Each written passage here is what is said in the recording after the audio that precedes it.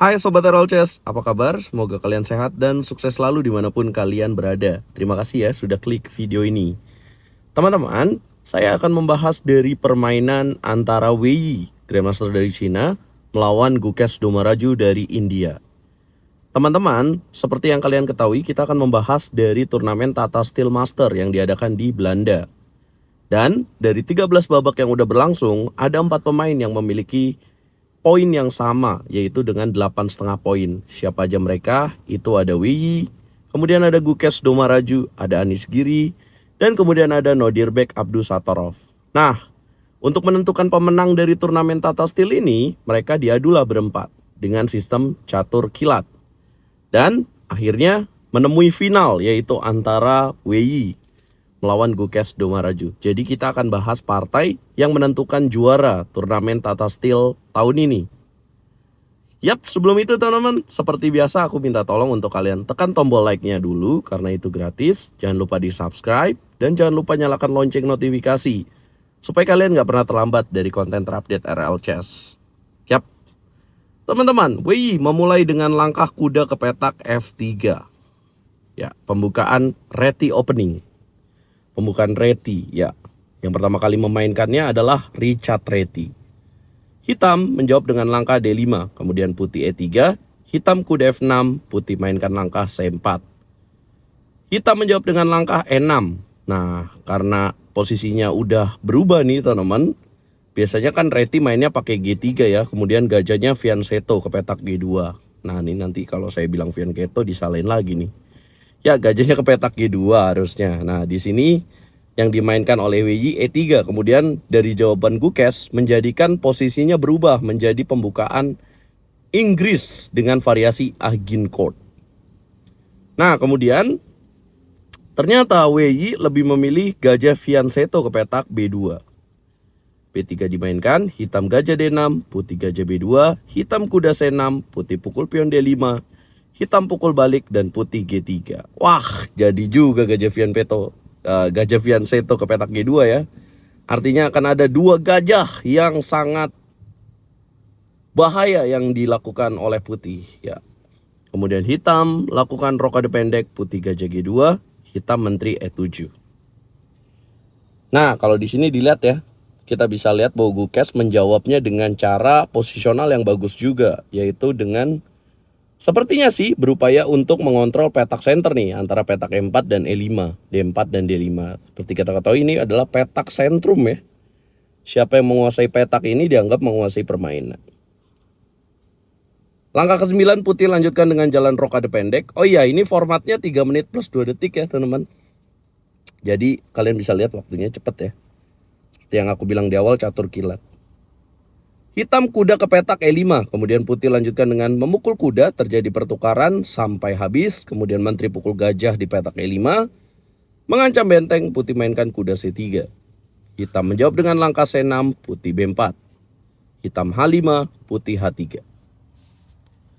Nah, Gukesh juga tipe permainannya menyerang ya, teman-teman. Inilah asiknya menyaksikan 2 pemain muda ya. Kemudian dia mainkan langkah gajah F5, putih B5. Hitam dorong D4. Dan putih pion pukul D4. Nah, ini kalau ada tanda seru dianggap langkah yang paling bagus. Atau langkah bagus lah. Kemudian menteri pukul D4. Sebenarnya siapa sih yang unggul dari pertukaran ini? Nah, sebenarnya kalau secara posisi masih seimbang ya teman-teman. Masih 0,00. Jadi benar-benar seimbang. Nah, putih mengambil pion di petak C6. Kemudian dipukul balik dengan pion. Nah, tapi Wei Yi juga nggak mau ngambil pion petak C6 nih, karena pion di petak H3-nya akan jatuh. Jadi dia lebih pilih menteri F3.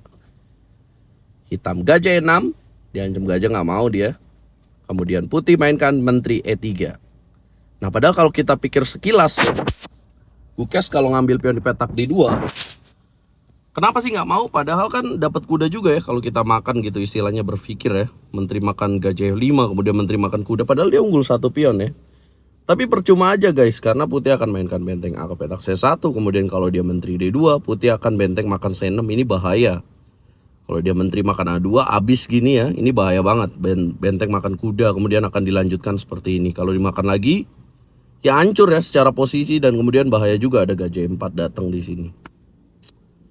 Nah, inilah kenapa kalau kalian lagi menyaksikan analisa dari RL Chess dan mungkin RL Chess nggak sempat untuk analisa, nah coba kalian analisa juga ya. Kira-kira apa sih yang akan terjadi gitu. Yang pasti sih Grandmaster sudah berpikir bahwa itu bahaya sekali gitu. Dan dia tidak mau mengambil resiko, kemudian dia mainkan langkah gajah E6. Putih menteri E3, menyederhanakan permainan. Hitam menteri D7 mengancam pion H3 langsung dijaga raja, langkah ke-20, hitam dorong H4, pukul. Nggak ada takutnya di WI, benteng F ke petak E8, putih menteri G5. Nah, WI ini nggak ada takutnya ya teman-teman, karena dalam salah satu partai terbaiknya dia sepanjang sejarah, kalau nggak salah lawan Bakrot ya, Bakrot Etienne pecatur Prancis, tahun 2015 atau 2016 kalau nggak salah.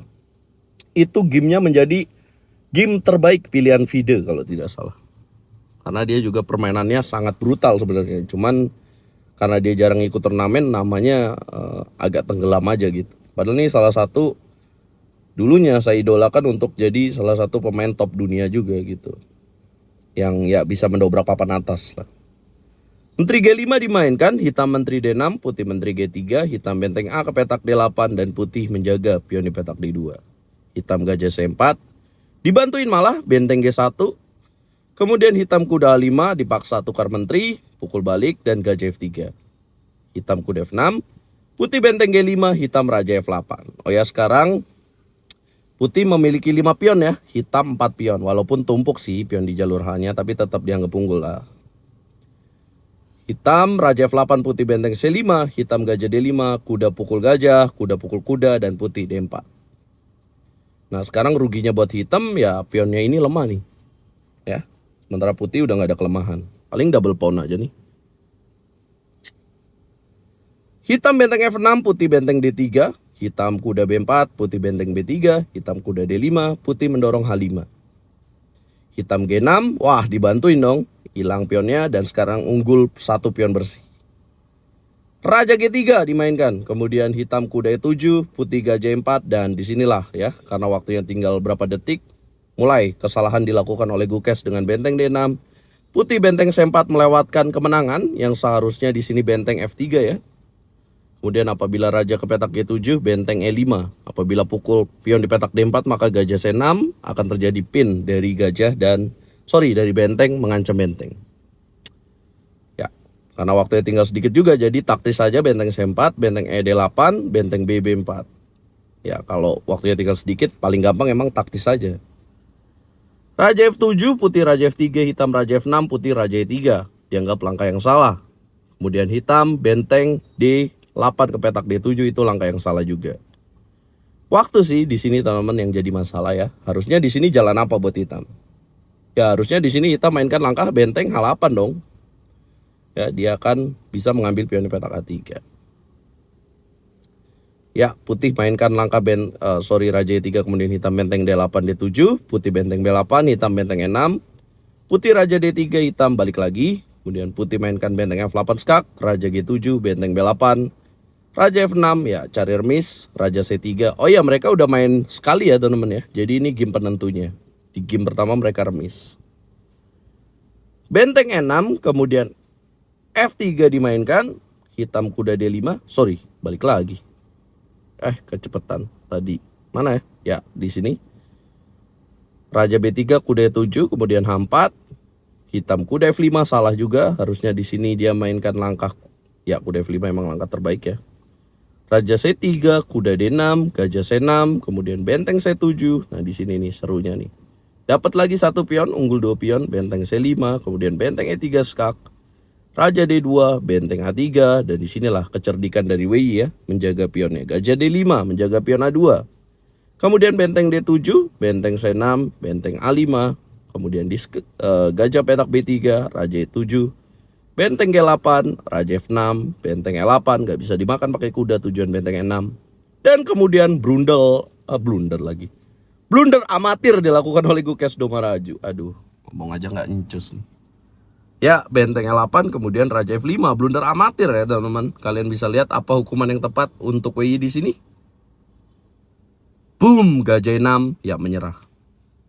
By the way, Gukes sering banget ya kalau lagi tegang gitu blunder-blunder kayak gini nih.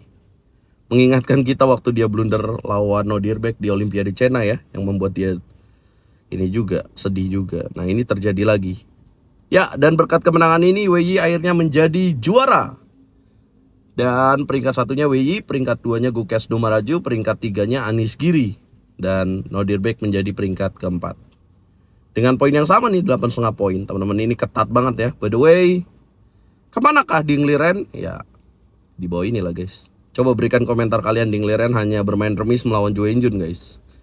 Ya, semoga WI akan terus berlanjut ya, bisa menjadi teman dari Ding Liren juga, bertarung membawa Tiongkok di papan atas dunia ya teman-teman. Karena menurut WI juga ini the biggest atau pencapaian paling besarnya dia menjadi seorang pemain catur dengan menjuarai Tata Steel. Tata Steel bos, disebut dengan Wimbledonnya catur guys. Kalau tenis ada Wimbledon itu prestisius banget, dan ini disebut sebagai Wimbledonnya catur guys. Wimbledonnya catur guys. Coba komen, jangan lupa bantu video ini berkembang dengan cara like, share, komen, dan subscribe teman-teman. Ya, by the way ini cara baru RL Chess untuk menganalisa lagi ya, karena ya soalnya masih kerja jadi nggak sempet. Nah, saya coba mengcover semua game yang sedang berlangsung supaya nggak telat upload guys.